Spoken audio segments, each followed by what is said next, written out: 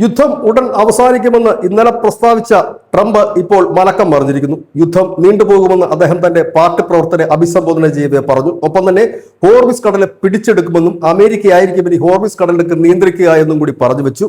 അതിന് തൊട്ടു പിന്നാലെ ഇറാന്റെ ഒരു വമ്പൻ നീക്കം. അമേരിക്കയുടെ അംബാസഡർമാരെ പുറത്താക്കുന്ന അറബ് യൂറോപ്യൻ രാജ്യങ്ങൾക്ക് ഹോർമിസ് കടലിടുക്കിലൂടെ ഇഷ്ടം പോലെ യാത്ര ചെയ്യാം, അതിന് യാതൊരു തടസ്സവും ഉണ്ടായില്ല എന്ന് ഇസ്ലാമിക റവല്യൂഷണറി ഗാർഡ് പറഞ്ഞു.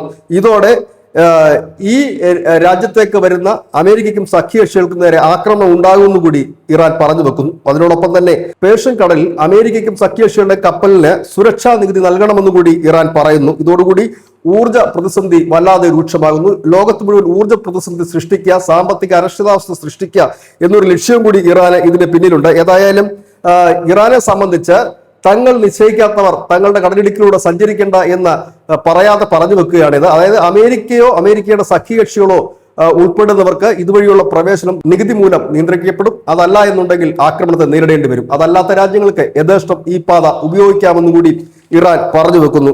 നിലവിൽ $67 ആയിരുന്ന ഒരു ബാരൽ ക്രൂഡ് ഓയിലിന്റെ വില ഇപ്പോൾ 117 കഴിഞ്ഞ് 120 കുതിക്കുകയാണ്.